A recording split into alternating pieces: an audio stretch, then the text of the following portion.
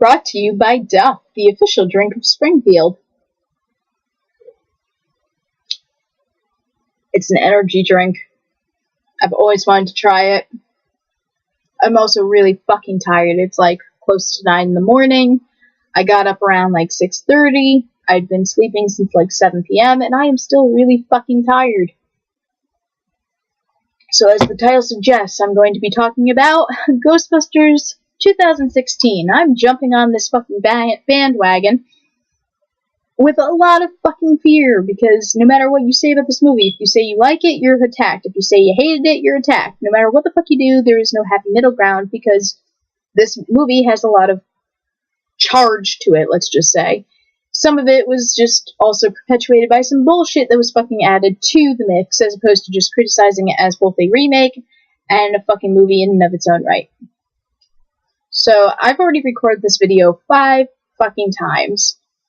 I always tried to record it off the fucking cuff as best as I could, and I just felt like I was way too rambling, and while there might still be some rambling in this, I did make a little list of things I wanted to talk about, just so I could keep a little bit more focus. So, we're gonna see what happens.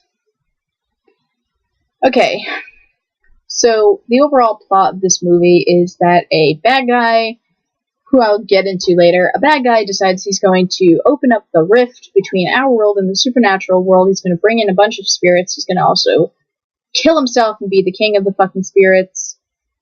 And he's going to just conquer all of New York because he was just shitted on in life and he's tired of it, and that's what he's going to do. He's going to just take over fucking everything. That's what he's going to do. Going to kill everybody and take control of everything. Okay. He's like a genius as well. Which, this is my thing. I don't care if you're a genius in, like, a fucking rickety-ass fucking situation. Like, I'll give you an example. A lot of people bitch that Rey was way too powerful in fucking Star Wars. The thing is you also see that she's barely fucking holding on in a lot of cases.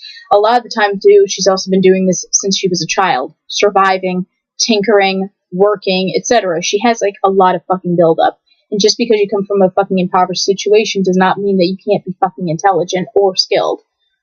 So I don't care that he's fucking super smart, but in a mundane situation. What I care about is that his motivation is weak, and we don't actually see a lot of evidence for it, because the pacing of the movie is shit. We don't spend a lot of time on certain things that we should be, such as developing our bad guy. We don't spend a lot of time on how the Ghostbusters name gets built up. It just kind of is like, it's not fun. Like, my brother and I were watching this movie together, and I want to say really quickly, I actually was really excited about seeing this movie. I'm not happy that it's a remake at all. I'm just going to point that out. I am not fucking happy. Sequel, spin-off. That's what I fucking wanted. That is not what I got. But I said, okay, I'm going to try to look at this as its own fucking merits. In addition, because you can't not fucking look at a remake without considering the original, especially if something that was a pop cultural phenomenon like Ghostbusters, because it is. Movies are important, and also, you know, they are.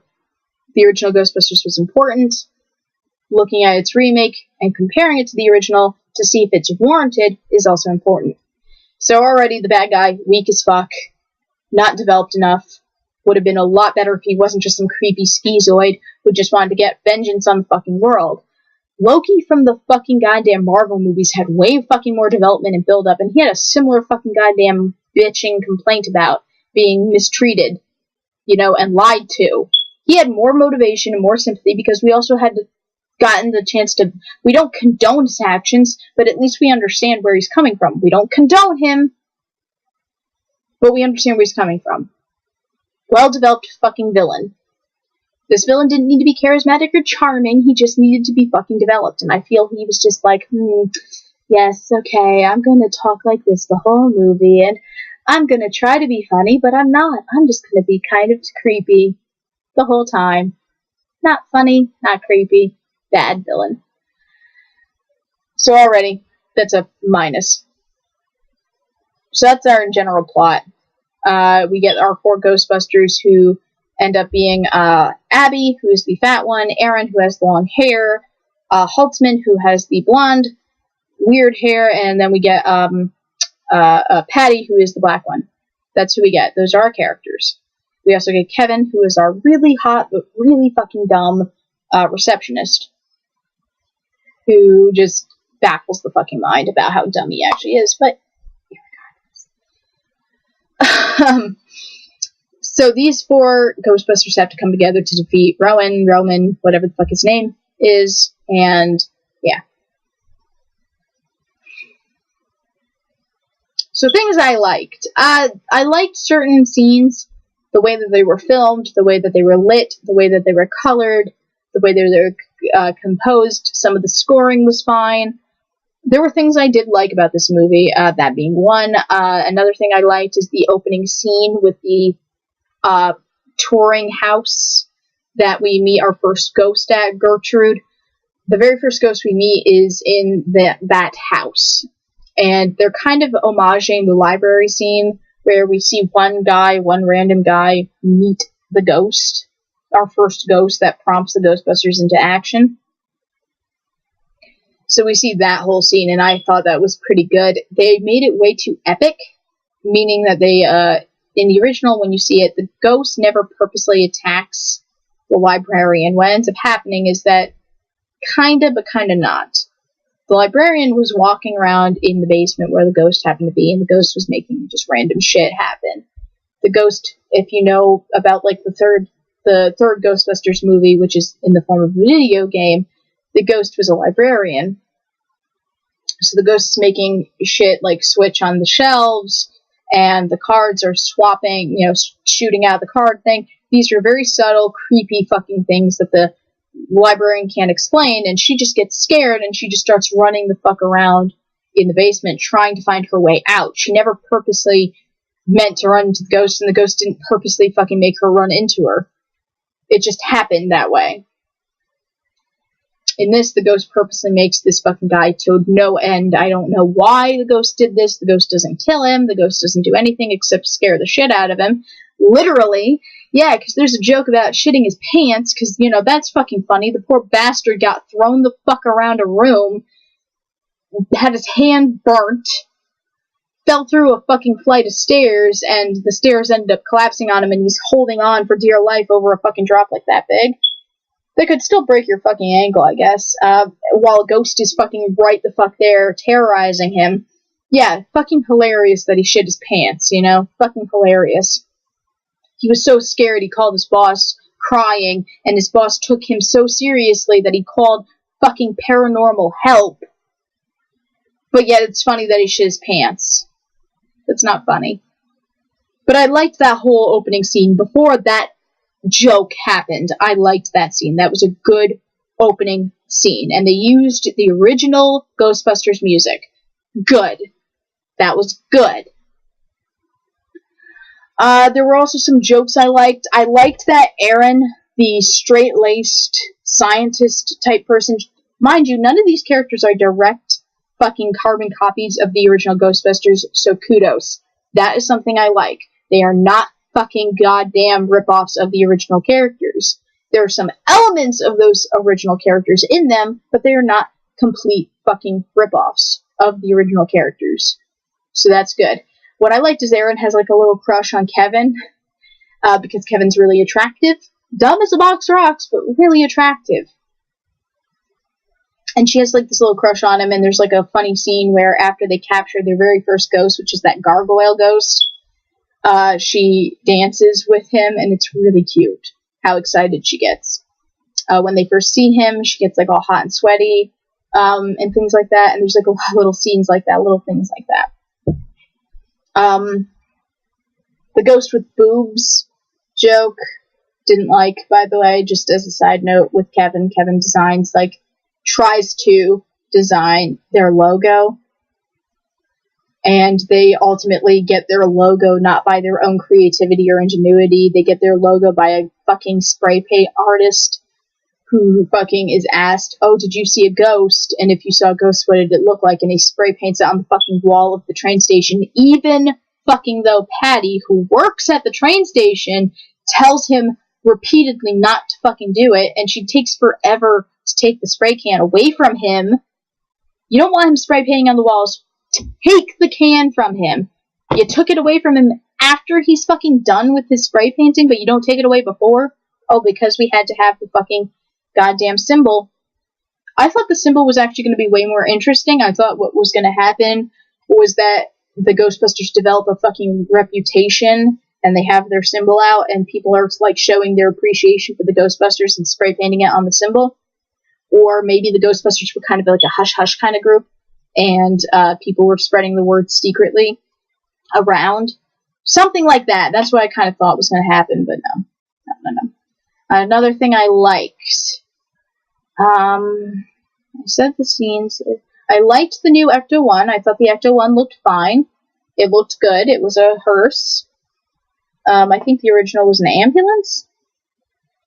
But regardless, I liked, in general, the look of the Ecto-1. It looked cool. Okay? I liked that. What's another thing I liked? Okay. Well, things I didn't like. Everybody was way too quirky and jokey. This was filmed like a comedy, not a horror comedy. You see, in a horror comedy, you focus more on the horror, but with a smidge of comedy to kind of counterbalance that and make it a likable movie, like the original did. In this straight-up comedy, most of the jokes didn't land. There were some really good jokes, though. Like I said, things I liked. There were some really funny fucking jokes. Especially, like, there's one joke with Patty. They're on their first ghost hunt. She fucking walks past a room of mannequins and was just like, nightmare room, not going in there. That was funny. But in general, things I didn't. Everything had to be a fucking joke. Everything had to be a joke. Aaron and Abby's animosity towards each other was stupid and pointless. You see, Aaron already joined your fucking team. She lost her fucking job. And yet you both, Abby and Aaron, are still both constantly fucking neck and neck with one another until the very end. It was not a well done reconciliation story, in my opinion. Especially considering she joined their team. She fucking not only joined their team, but she was the one who kind of helped start it. That already shows reconciliation. For fuck's sake. Okay, like I said, weak villain, that's something I didn't like at all. I thought the villain was weak. I didn't like the story. I thought the story had a lot of potential. Invasion of New York by fucking spirits. Okay, it was better in the first movie when it was Gozer the Gozerian planning to destroy everything with the fucking Destructor, a tool of its own device, created by people's own fucking imaginations. Yeah, that was a little bit more intimidating and scary and a little bit more funny, but this was, it had potential. Okay, and there were interesting elements to it. They really pointed out that ghosts were fucking people. Which begs the question, why is it that some ghosts, and this is something I have a question about in the original movie, some people, when they die, look like people, and other people who die become either fucking bizarro monsters or twisted versions of themselves. Why? In this, they clearly establish people become ghosts. And yet we see people like fucking Slimer. And we see the fucking gargoyle. To me, the gargoyle is more of a fucking demon than a ghost. Why is that a ghost? What kind of person turns into a fucking gargoyle? Whereas in the fight scene later on, they're fighting possessed balloons from an old Macy's Day Parade or some shit. And they're also fighting fucking, what else are they fucking fighting? They also fight the Stay Puft Marshmallow Man in the form of a fucking balloon. And that's one of the jokes. Didn't need to be in the movie, Stay Puffs. Did not need to be in the fucking movie. You were not utilized well. And it was just a cheap, nostalgia. So, I get it. Stay Puft is a very big staple of the original film, and they're remaking the original film, but just, I don't know. I can forgive it in some instances, but in others, I just didn't feel it was utilized well.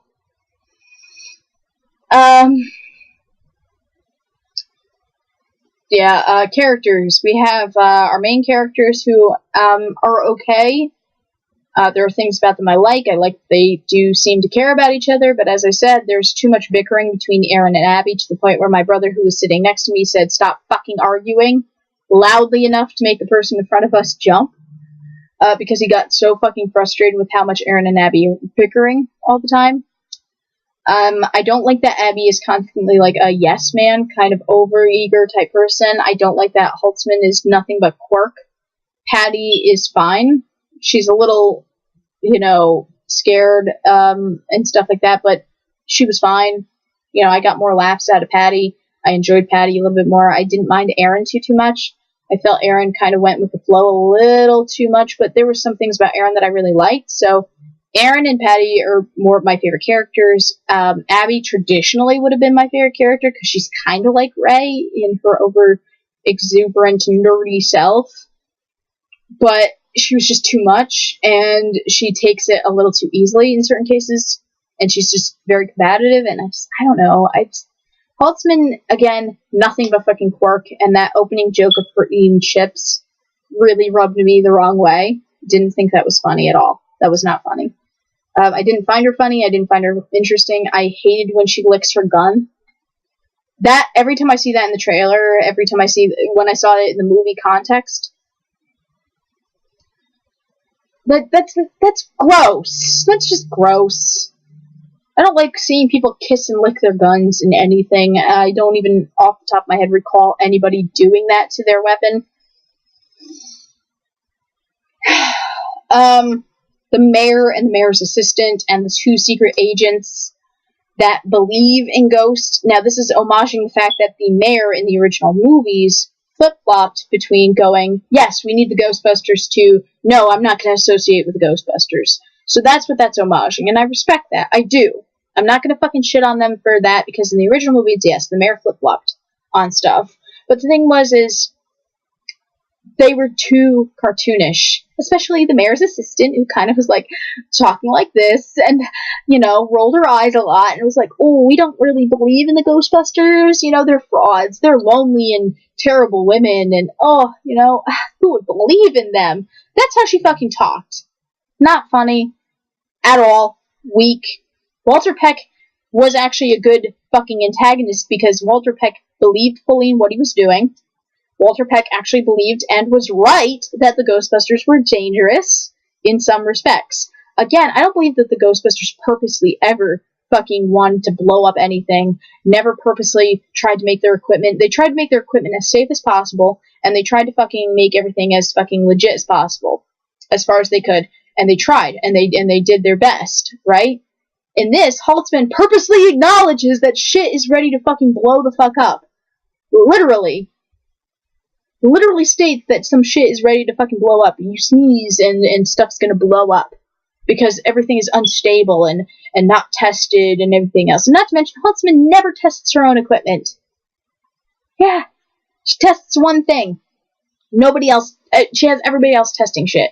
Ray, Egon, and Bankman all tested the equipment themselves. Okay? Ray and Egon made the fucking proton packs, and then they tested them. Ray being the first one to turn his on. Holtzman doesn't test her own equipment. She has everybody else doing it. And then they talk about how it's all unsafe. It's not funny! It's not fucking funny! And like I said, Walter Peck, who is like a combination of the mayor's assistant and the mayor in this movie, while also homaging the original mayor's flip-floppy attitude towards the Ghostbusters in the original movie, they are weak. They're cartoonish and stupid and weak. They're all about government conspiracies, along with those two secret agents that show up for like this much in the movie. This fucking much.